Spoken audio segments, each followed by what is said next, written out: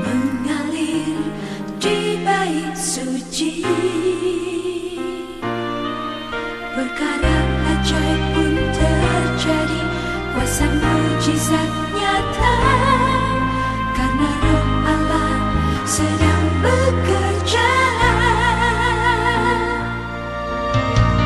Roh Kudus hadir di sini, mengalir di bait suci. Perkara ajaib pun terjadi, kuasa mujizat nyata, karena Roh Allah sedang bekerja. Tiada yang mustahil dan tiada yang sukar bila Roh Allah turut bekerja. Tiada yang mustahil bagi orang percaya, karena Roh Allah turut bekerja di antara kita.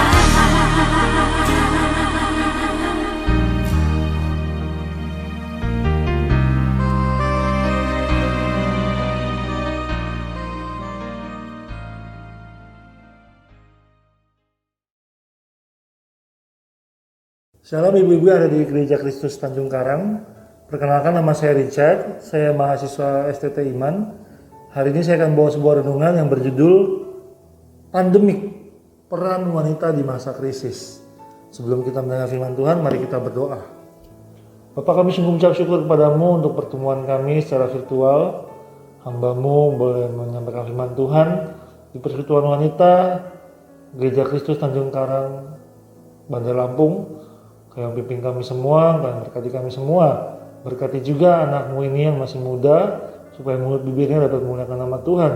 Dan apapun yang keluar dari ucapan ini, boleh adalah ucapan yang sederhana dan mudah diaplikasikan.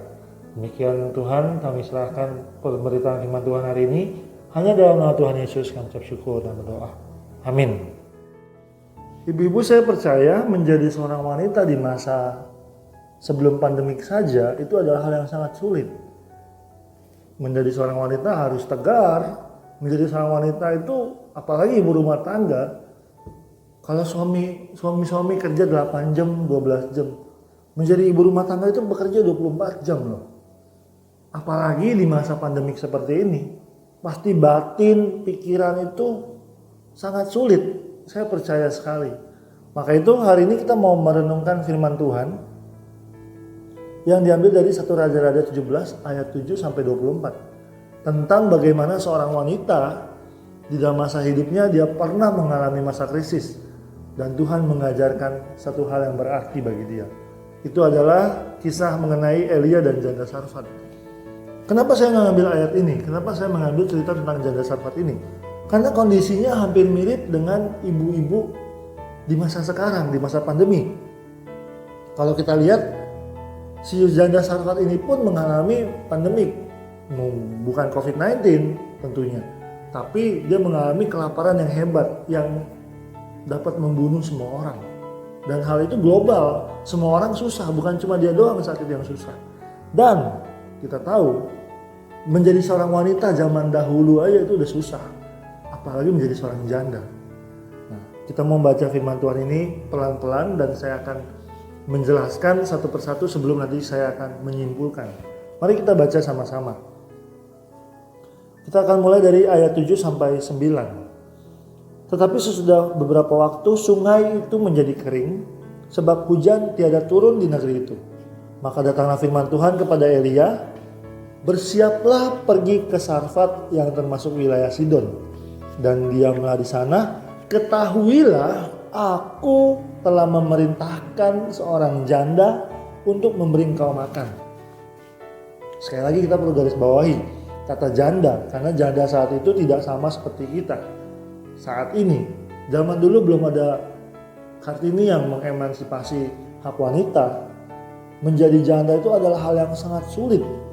Tetapi Tuhan memakai wanita ini, memakai janda ini untuk menjadi berkat dan pekerjaan Tuhan dimuliakan. Kita lanjut lagi. Setelah itu ia bersiap lalu pergi ke Sarfat. Ia itu Elia. Setelah ia pergi ke pintu gerbang kota itu, tampaklah di sana seorang janda sedang mengumpulkan kayu api. Ia berseru kepada perempuan itu, katanya, "Cobalah ambil bagiku sedikit air dalam kendi supaya aku minum." Ketika perempuan itu pergi mengambilnya, Elia berseru lagi, "Cobalah ambil bagiku sepotong roti." Perempuan ini menjawab, perhatikan, "Demi Tuhan Allahmu yang hidup, sesungguhnya tidak ada roti padaku sedikit pun, kecuali segenggam tepung dalam tempayan dan sedikit minyak dalam buli-buli.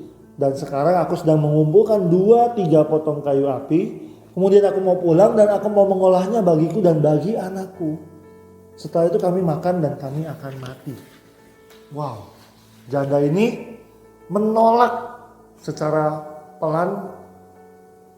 Kita bisa lihat dia menolak, dan kata-kata yang dia keluarkan itu terlihat begitu sarkas. Ketika dia bilang, "Demi Tuhan Allahmu yang hidup." Kenapa saya bilang ini ada kalimat negatif? Karena janda itu pun tahu Allah bukan hanya Allahnya Elia, tapi dia juga Allahnya Israel. Dan kalau janda ini mengaku orang Israel, harusnya Allah ini pun adalah Allah dari wanita ini. Kita lanjut lagi.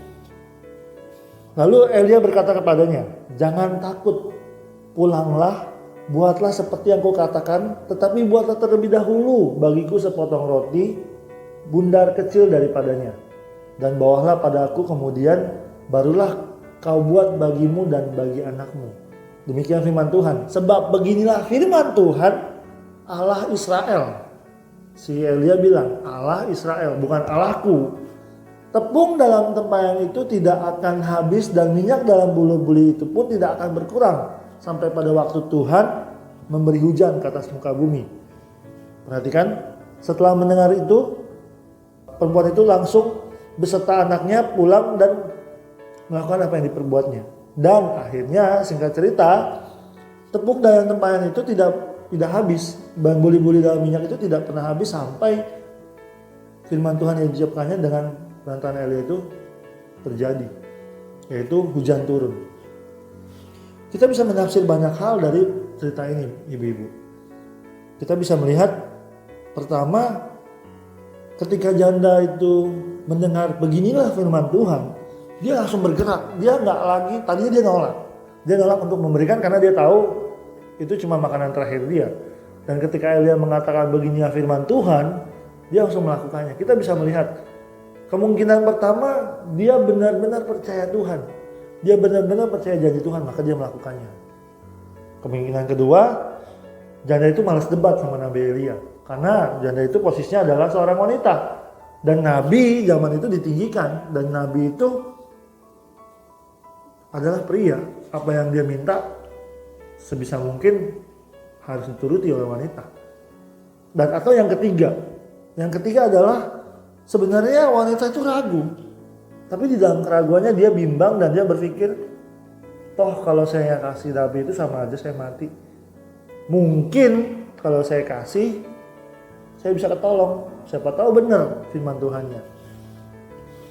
Apapun alasannya, yang jelas perkataan Tuhan pada Elia itu benar. Bahwa Elia pada akhirnya akan diberikan makanan oleh seorang janda. Namun seringkali kita melihat hanya sepotong ini. Kita melihat bahwa perempuan ini benar-benar percaya tanpa kita melihat konteks bawahnya lagi. Kalau kita sambung, ada cerita sambungannya lagi adalah ayat 17. Sesudah itu anak dari perempuan pemilik rumah itu jatuh sakit. Dan sakitnya itu sangat keras sampai ia tidak ada nafasnya lagi. Kata perempuan itu kepada Elia, "Apakah maksudmu datang kemari ya abdi Allah? Singgahkah engkau kepadaku untuk mengingatkan kesalahanku dan untuk menyebabkan anakku mati?"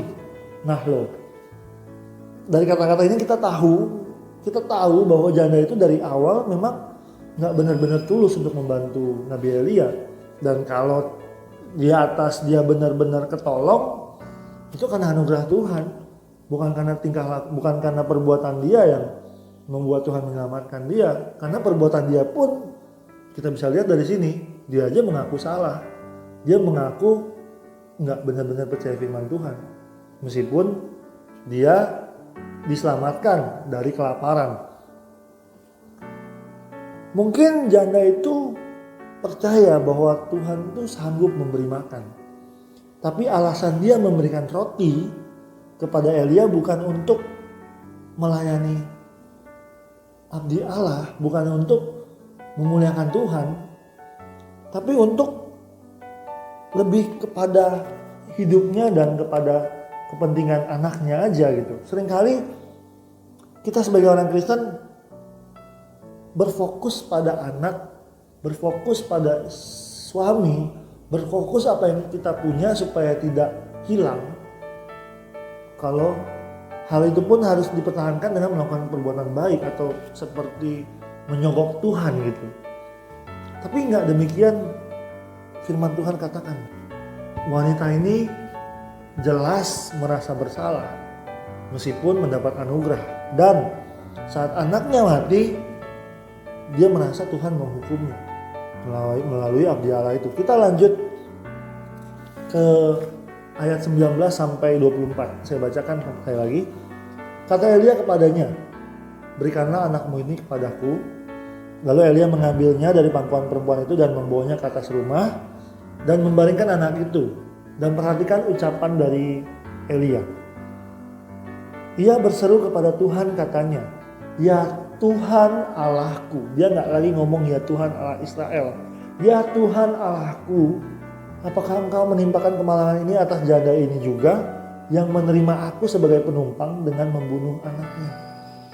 Lalu ia mengunjurkan badannya ke atas tubuh anak itu 3 kali dan berseru pada Tuhan. Sekali lagi dia katakan, "Ya Tuhan Allahku, pulangkanlah kiranya nyawa anak ini ke dalam tubuhnya." Lalu Tuhan mendengar permintaan Elia dan nyawa anak itu pulang ke dalam tubuhnya sehingga ia hidup kembali. Terus Elia ngambil anak itu dan dibawanya turun dan bilang, "Inilah anakmu, ia sudah hidup." Kemudian perempuan itu berkata kepada Elia, perhatikan pertobatan perempuan ini.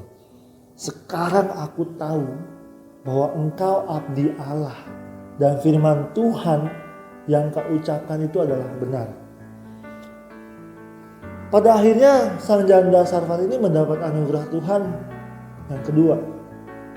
Dan ia saat itu baru benar-benar tahu bahwa siapa Tuhan dalam hidupnya dan firman Tuhan yang benar dalam hidupnya. Bahkan kisahnya dicatat di dalam PB, di dalam Lukas 4, Tuhan Yesus sendiri yang mengutip cerita tentang janda Sarfat ini. Dari kisah ini kita dapat pelajaran apa Ibu-Ibu? Yang pertama adalah Tuhan menempatkan kita di masa sulit itu bukan sebuah kebetulan. Dan Tuhan tahu kita sedang berada di dalam masalah. Bahkan saat ini pun, di saat pandemik begitu luar biasa, Tuhan tahu ibu-ibu di Gereja Kristen Tanjung Karang mengalami masalah, mengalami pergumulan, mengalami kebimbangan. Namun kita juga harus tahu bahwa seluruh hidup kita ada di dalam tangan dan kuasa Tuhan. Sama seperti janda Sarfat yang diberikan kesempatan, diberikan momen untuk melayani Tuhan melalui Nabi Elia tentunya, kita pun demikian. Saat ini saya percaya kalau ibu-ibu di tempat ini masih bisa melayani Tuhan, masih bisa berdiakonia, masih bisa bermisi untuk Tuhan, itu semua karena anugerah Tuhan. Itu karena Tuhan mau menempatkan ibu-ibu di dalam pekerjaan yang Tuhan berikan. Efesus 2 ayat 10 berkata demikian. Karena kita ini adalah buatan Allah, diciptakan dalam Kristus Yesus untuk melakukan pekerjaan baik yang dipersiapkan Allah sebelumnya. Ia mau supaya kita hidup di dalamnya. Di dalam apa Bapak Ibu? Di dalamnya itu, perhatikan kata di dalamnya itu adalah huruf kecil. Kalau kita lihat baca Alkitab, di dalamnya itu huruf kecil, yaitu pekerjaan-pekerjaan baik yang disediakan bagi kita. Kondisi-kondisi yang kita alami saat ini, masalah-masalah yang kita alami saat ini bukan kebetulan. Tapi sama seperti masalah yang kita alami bukan kebetulan, hidup kita pun diberikan untuk memuliakan Tuhan dan untuk melakukan pekerjaan baik itu bukan kebetulan, tapi memang itu adalah tugas kita sebagai orang Kristen. Apa bedanya krisis dan kritis? Saya pribadi memakai kata krisis di dalam tema hari ini. Pandemik, peran wanita di masa krisis. Saya pernah mendengar satu hamba Tuhan mengatakan demikian. Kritis adalah orangnya, krisis adalah situasinya. Kita sebagai orang Kristen, khususnya ibu-ibu saat ini yang mendengarkan, kita diizinkan Tuhan untuk mengalami masa krisis. Bahkan kita masuk ke dalam masa krisis untuk menjadi terang dan garam, bahkan untuk menjadi berkat dan menyelamatkan orang-orang yang sedang kritis. Ibu-ibu, pahamilah bahwa sama seperti janda Sarfat, ibu-ibu pun dipakai Tuhan, diutus Tuhan untuk melakukan pekerjaan baik dan untuk memuliakan Tuhan saat ini. Yang kedua, apa yang kita pelajari dari kisah ini? Banyak alasan kita melakukan kebaikan, ibu-ibu. Tapi ingat satu hal, yaitu taatlah kepada Tuhan dan kepada firman Tuhan. Apapun yang kita lakukan dan dimanapun kita berada, kiranya firman Tuhan selalu menjadi hal yang utama yang paling kita taati. Baru hal-hal lainnya. Tetapi carilah dahulu kerajaan Allah dan kebenarannya, maka semua akan dilimpahkan kepadamu. Bukannya kita menyogok Tuhan supaya kita dilimpahkan, maka kita berbuat apa yang Tuhan kehendaki, apa yang Tuhan mau. Tapi kita lakukan dulu bagian kita, baru nanti Tuhan akan berkarya dan Tuhan akan memberkati kita.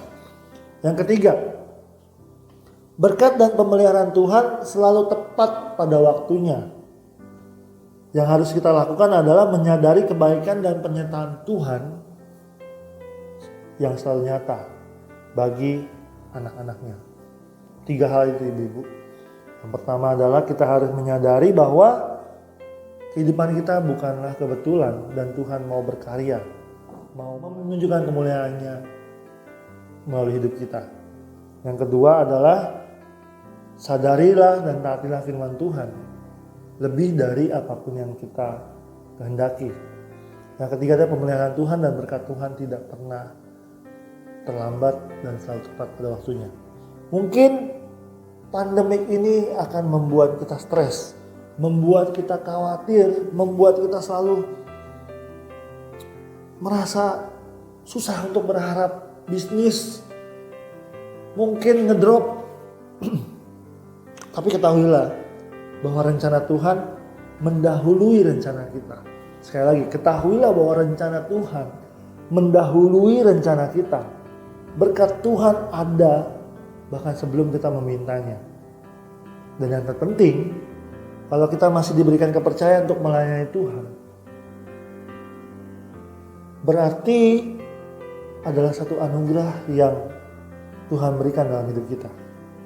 Tetap percaya dan berserah, semangat dan stay positif. Tuhan Yesus memberkati kita. Mari kita berdoa. Bapa, kami ucap syukur kepadamu untuk firman Tuhan hari ini. Ajar kami seperti janda Sarfat yang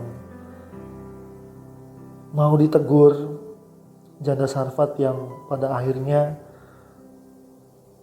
percaya dan taat sama Tuhan. Mungkin di dalam hidup kami seringkali kami melakukan kesalahan seperti janda Sarfat tersebut. Ketika kami melakukan segala sesuatu yang Tuhan izinkan dan Tuhan perintahkan.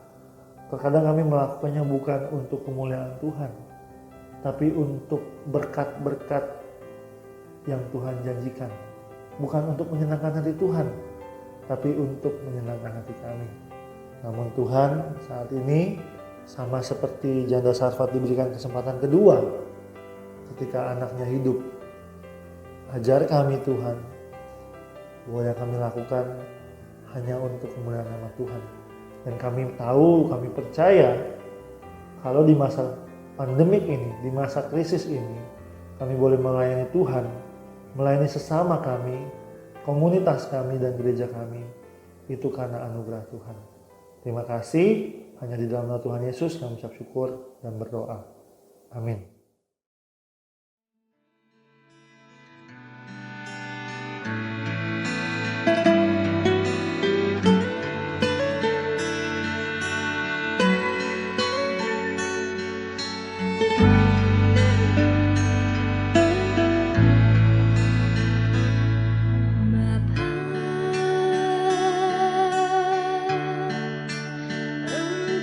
Sungguh baik, kasih-Mu melimpah di hidupku.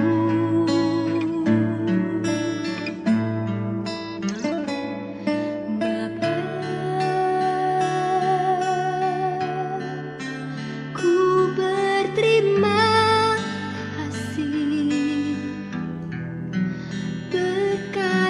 hari ini yang Kau sediakan bagiku.